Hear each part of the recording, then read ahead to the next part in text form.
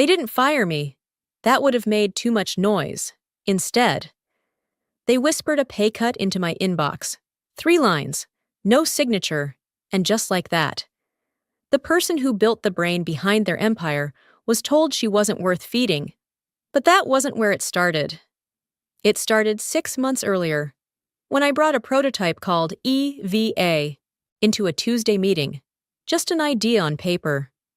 A vision of adaptive intelligence that could restructure logistics in real time, reduce waste, and forecast market behavior before competitors even blinked. I was Claudia Hart, 32, lead AI developer at Enritech, a mid-sized tech firm fighting for relevance. I wasn't flashy. I didn't speak in headlines, but I did speak in results. And EVA delivered. Within 10 weeks, our monthly churn dropped 22%. By month 3, the board was calling emergency expansion meetings. Enritech's valuation doubled in 2 quarters. Analysts called it the company's unexplainable golden age. Except it was explainable. I just wasn't part of the press release. While execs toasted champagne, I got a Slack message. Great work, Claudia. Also, can you help coordinate the team for Phase 2? No title change, no raise, just coordinate. I stared at it for a moment and typed, sure, happy to help. Then I clicked into the architecture for Phase 2. My architecture. I wasn't bitter. Not yet. Because deep down, I felt something else blooming. Quiet pride. No one else could have done what I did. No one else even understood how the model had adapted itself overnight to detect unstable variables in the shipping algorithm. I saw it happen. I guided it. I didn't need applause to know I was right. But I noticed something. Every win led to more silence. Every success, another unspoken expectation. And in that silence, something else began to take shape. A second idea. I didn't know it yet. But this was the moment I stopped working for Enritech and started preparing something beyond it. The first sign was the silence. Not the kind that fills a room after applause. No. That would have been a luxury. This was colder, like a door closing without a sound, like a light being turned off while you're still inside the room. I had just submitted EVA's 4th major optimization, a neural update that helped predict logistics slowdowns 5 days before any human analyst could. The system was outperforming itself, and I was feeding it lines of code like lullabies. That morning, I brewed my coffee and logged into the company dashboard as always. 8:04. Slack notifications blinked in the corner, most of them tagged with urgent by people who had no idea how deep the code ran. Then I saw it. An email, subject line, revised compensation terms. I clicked. 3 lines. Effective next pay cycle. Your base salary will be reduced to reflect internal role realignment. This change is non-negotiable. No further action is required. No explanation, no meeting, no context. Not even a name at the bottom, just a floating signature line, blank. At first, I thought it was a mistake, a glitch. Maybe someone hit send too early. Maybe it was meant for someone else. So I refreshed. Twice. But it was still there. I didn't cry. I didn't shout. I just sat there. The steam from my coffee had gone cold. The cursor on the screen blinked like it was waiting for me to do something. And I did. I didn't write back. I didn't forward the email to HR. I opened a separate window, a terminal, typed in a local IP, and accessed something Enritech didn't even know existed. EVA.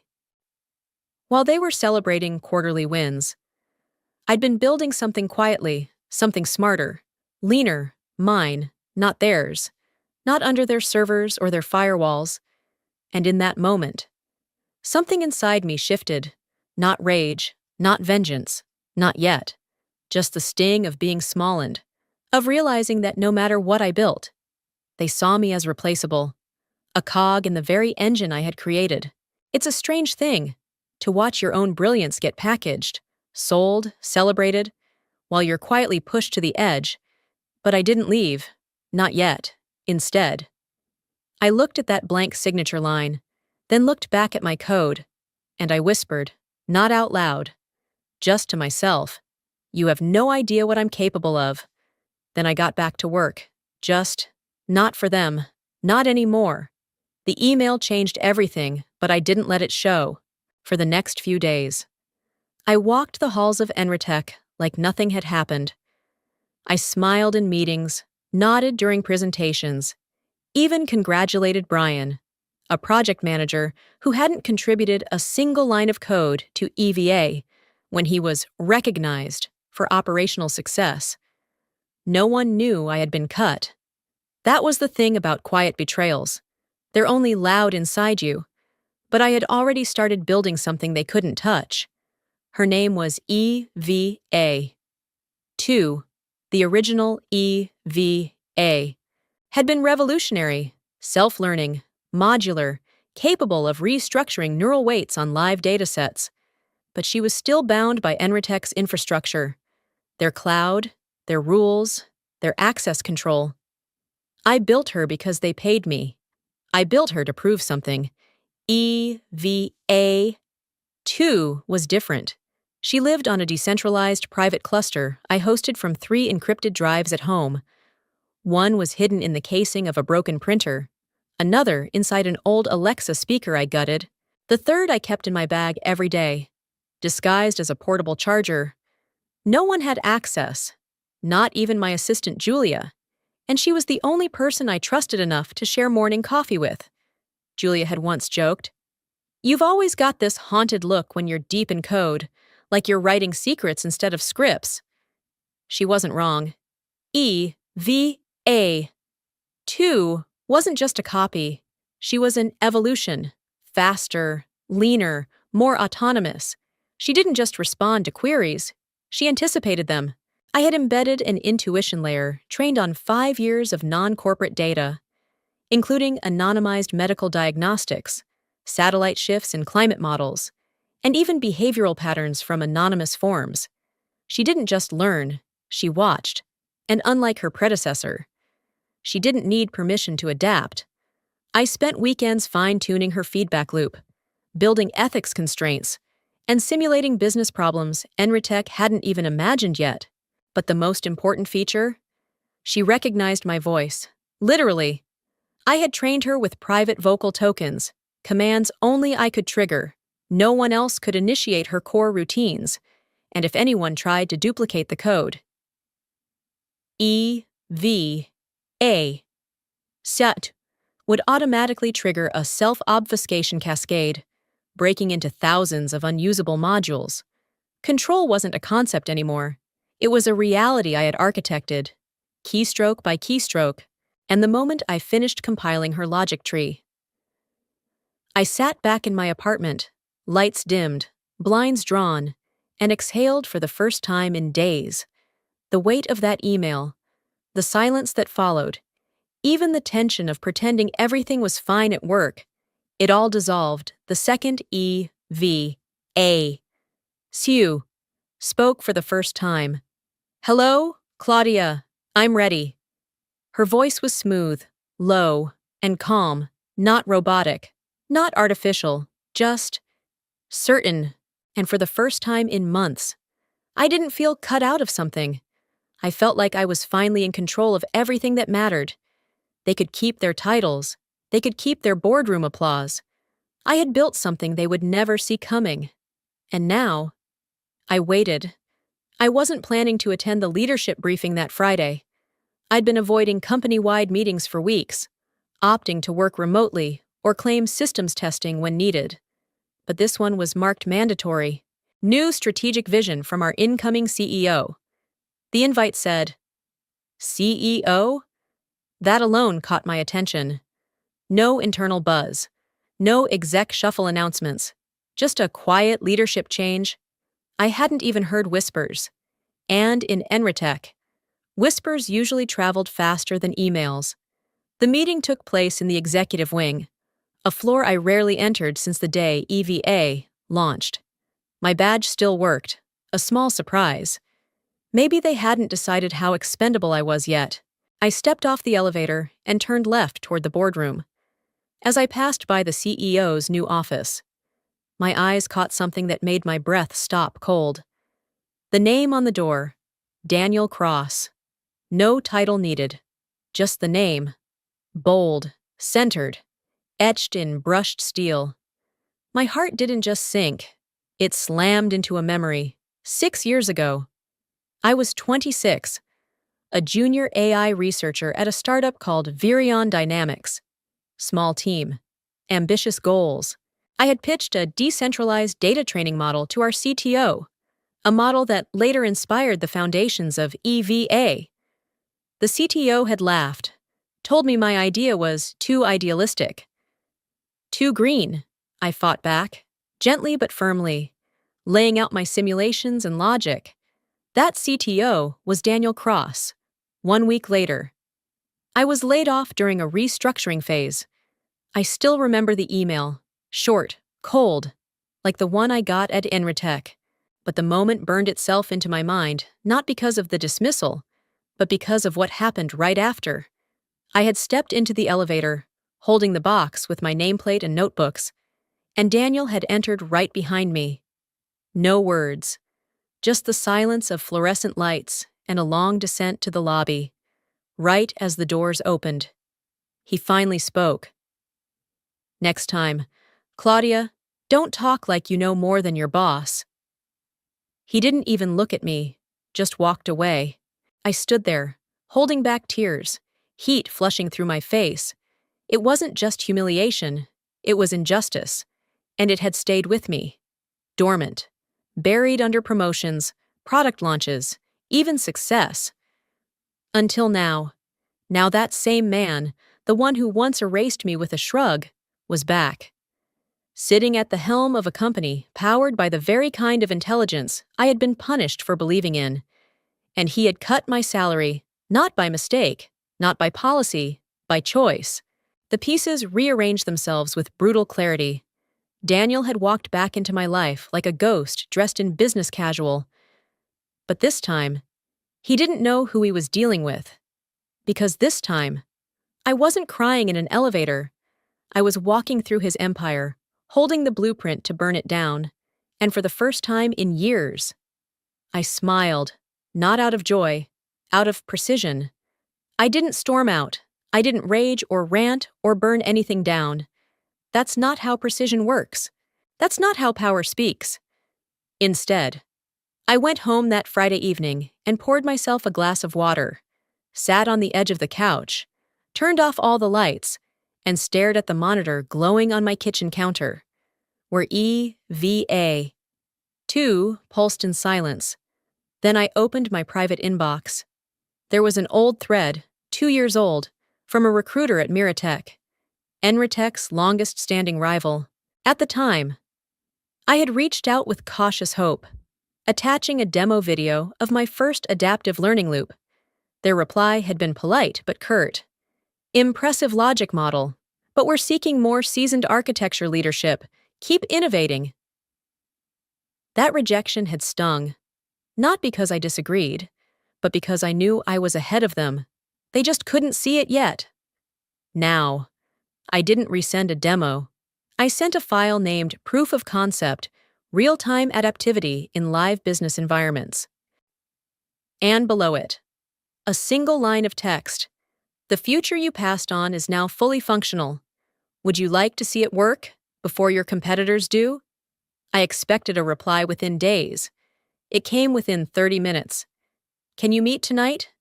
Discrete location. We'll bring the CTO. You bring the algorithm." They were no longer cautious. They were hungry. I didn't tell anyone at Enritech, not even Julia. Instead, I told the office I was working remotely that weekend to finalize a custom diagnostic run. It wasn't a lie.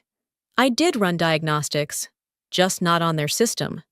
At 9:15 that evening, I walked into a dimly lit conference suite on the 42nd floor of the Grantwell Hotel. Waiting for me were 3 Miratech executives, their CTO, a security analyst, and an innovation director who couldn't stop tapping his pen on the table. They didn't speak at first. They just watched as I opened my laptop, initiated a local instance of EVA-2, and ran a scenario based on real-time inventory chaos and upstream supplier disruptions. In 62 seconds, EVA not only stabilized the model, she rerouted simulated traffic, forecasted demand spikes, and flagged 5 human-based inefficiencies no other system had ever caught. Silence. Then, "How soon can we integrate this?" the CTO asked. "That depends," I said calmly. "You didn't believe in me 2 years ago. Why now?" He blinked. "Because you just proved you're the future." I leaned back, locking eyes with all 3 of them. "This model doesn't come with a contract. It comes with conditions. If you want her, I'm not your employee. I'm your partner." They agreed, not because they were desperate, but because they understood. Enritech had used my mind. Miratech would amplify it, or they'd get nothing. I shook their hands, packed up my laptop, and left without looking back. As I stepped into the elevator, a quiet calm settled in my chest. It wasn't vengeance. It wasn't even satisfaction. It was preparation. Because this wasn't the strike. It was the setup. And when the strike came, it would be silent, clean, and irreversible. Monday morning came heavy with stillness. The kind of stillness that feels louder than noise. The office buzzed with the usual corporate choreography, half-hearted greetings, coffee-fueled conversations, interns carrying things they didn't understand. But in my corner cubicle, tucked away near the server access bay, something very different was unfolding. I had arrived earlier than usual, 7:22, long before Julia, long before the directors. Even the janitor had nodded at me with surprise. This wasn't a normal day. Today, I was activating the lockdown protocol. I powered on my workstation, scanned the retinal ID, and opened the internal control panel for EVA from the outside.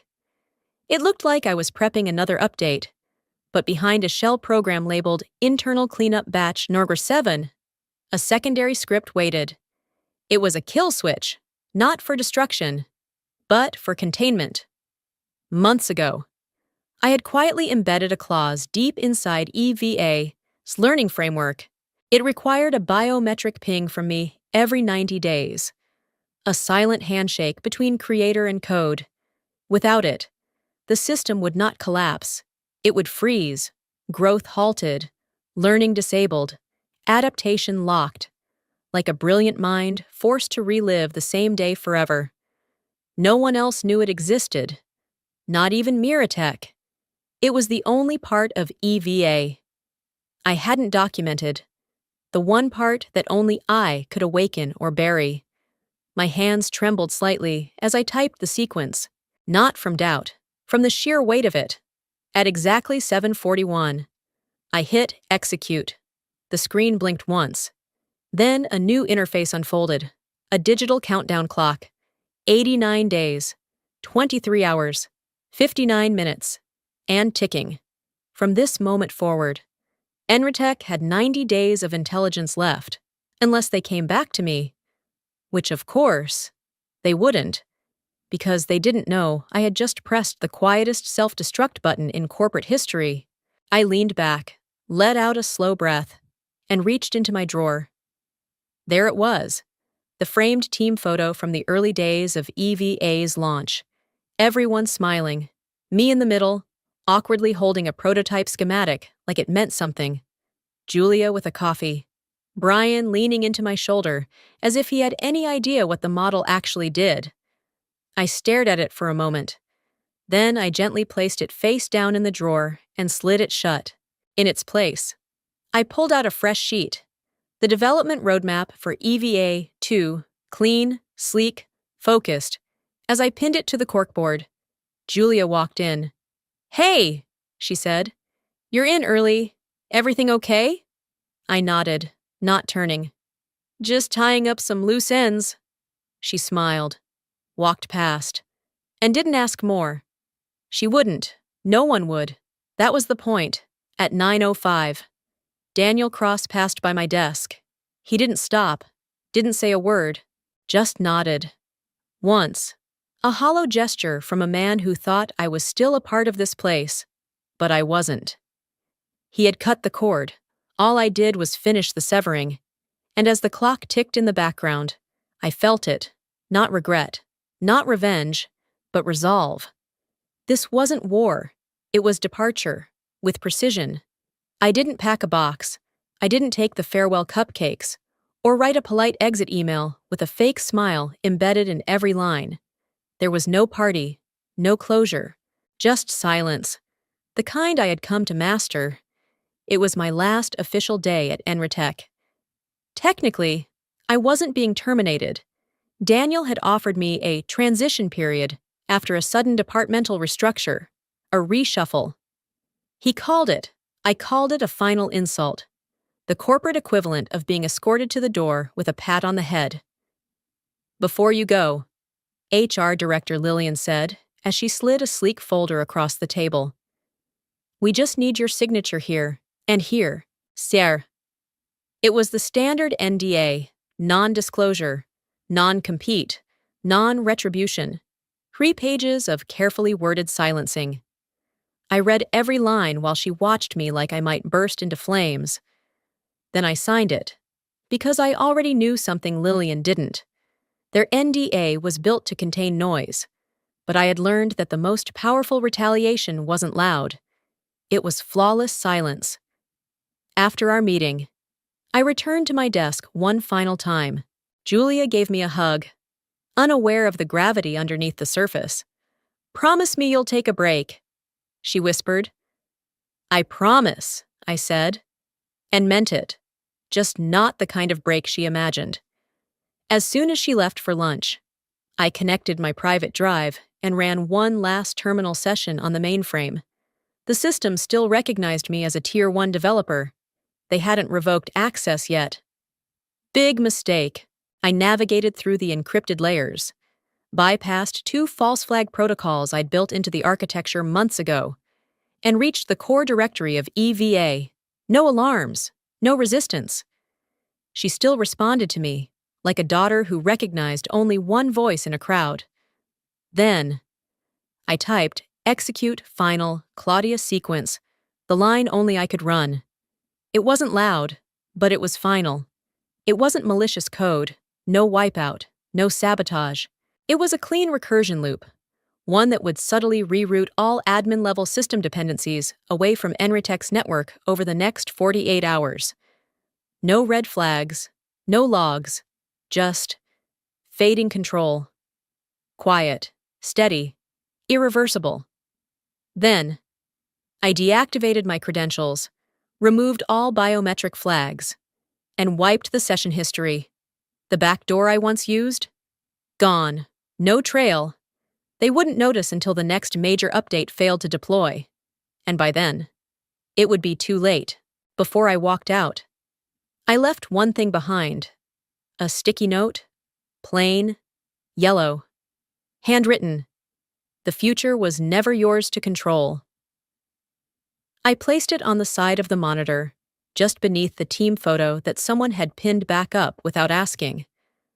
As I stepped into the elevator, I didn't feel rage or regret. I felt light. No title, no salary, no keycard. But every step I took was mine. I walked out not as someone who had been dismissed, but as someone who had outgrown the walls around her. Enritech thought they'd erased me quietly. They didn't know that silence was my strongest weapon. The email came on a Tuesday morning. Subject, press event, project integration announcement, confidential. Inside, a crisp note from Miratech's CTO, signed with a flourish. "Claudia, tomorrow. We go live. We'd be honored if you'd stand beside us on stage. You built this. The world deserves to know it." Kellen, I read it twice, then set it down beside my tea. I should have felt nervous or overwhelmed, but I didn't. I felt still. Because deep down, I knew this wasn't about applause. It was about vindication. EVA. 2. now officially renamed Project Claudia, was being unveiled as the central nervous system of Miratech's next-generation enterprise infrastructure, what Enritech had once feared. Miratech had chosen to embrace, and now they were preparing to reveal it to the world. The live stream was set to broadcast from San Francisco's Civic Innovation Hall, a sleek stage, giant LED wall, rows of seats filled with analysts, journalists, competitors, and yes, someone from Enritech would be watching. I didn't attend. Instead, I stayed home, barefoot, sipping jasmine tea in a sunlit apartment, the one I'd chosen with deliberate distance from the office towers that had once boxed me in. But I didn't stay silent. An hour before the event, I sent a message to Kellen with a single quote: "Real architects don't need spotlights. They need freedom." "Claudia," he replied with a simple, "respect." At 10 sharp, the broadcast began. Julia, now on special assignment with Miratech's innovation team, texted me a photo from backstage, a giant screen that read, "Project Claudia, designed by the mind that refused to be owned," when the system demo went live. The audience gasped. EVA 2 adapted instantly to simulated crises, reorganized logistical flows in seconds, and predicted customer behavior with near-perfect accuracy. It wasn't just performance, it was proof. Proof that the model they had once dismissed was now rewriting industry standards. Within an hour, headlines were everywhere. Miratech's new AI leaves competitors in the dust. Tech Daily, the woman behind the code, Claudia's silent rise. Wired Insight, one line, one legacy. Claudia declines the spotlight with grace. Market Pulse, by afternoon. Miratech's stock had jumped 17%. Enritech's dropped by 8%. Their shareholders began asking questions. Their engineers began resigning. And I smiled, not because I wanted revenge, but because I had chosen my terms and watched the world respect them. I didn't need a stage. I had already taken the lead. By Thursday morning, the cracks were no longer invisible. A message appeared in Enritech's internal engineering Slack at 6:08. "We're seeing delays in core prediction models. Can someone check module Delta 4? By 7:30. The delays turned into data freezes. Customer behavior predictions were looping back to outdated patterns. Optimization engines stalled mid-process. The system wasn't crashing, but it wasn't moving forward either. It was stuck. Exactly as I'd planned. The lockdown protocol I'd embedded months earlier was doing its job, quietly, irreversibly, every 24 hours. One more subsystem entered maintenance hold, locking out further updates and freezing live adaptation. Enritech's AI, once the crown jewel of their empire, was now eating itself in slow motion, and they had no idea why. By mid-morning, a whisper reached me from Julia, who'd kept in casual contact through a shared reading list we both contributed to anonymously. Her message came through as a note in a collaborative document. Rumor: they tried to clone the model. Core functions corrupted. Engineers are panicking. Of course they were. What they didn't know, what they couldn't know, was that I had wrapped the model in a recursive verification loop. Every time it was copied without the master key, my voice, my biometric ping, it initiated a silent decay. Not immediate destruction, just erosion, line by line, precision over drama. By 3:15 in the afternoon, a second memo leaked to a few investors. Enritech's AI division is undergoing unexpected restructuring. Leadership is reviewing performance inconsistencies. Performance inconsistencies? That's corporate speak for, "We've lost control of the thing that made us matter." By 5:42. It was trending. Dead Code Empire, Silent Architect, Enritech fall. People started asking the real questions. Why wasn't Claudia credited? What really happened between her and Daniel Cross? Why did Miratech soar the same week Enritech stalled? And just like that, the silence they once used to erase me turned against them. There were no sirens, no fire, just a slow, majestic unraveling, like watching an empire of sand dissolve in the tide. The same tide they'd built their future on. Without realizing, the shore belonged to me. From my apartment window, I could see their tower across the city. Lit floors, quiet panic. I didn't toast. I didn't dance. I just sat quietly, fingers wrapped around a cup of tea, and let it steep a little longer than usual. Justice doesn't always come with thunder. Sometimes, it arrives in the form of silence, one they can't code their way out of. The summit was held in a glass-draped convention center, overlooking the bay, polished floors, endless panels, and swarms of media outlets chasing the next great headline in artificial intelligence. I wasn't scheduled to speak, but I was on the list, not under developer or consultant, under strategic partner, Miratech, Project Claudia.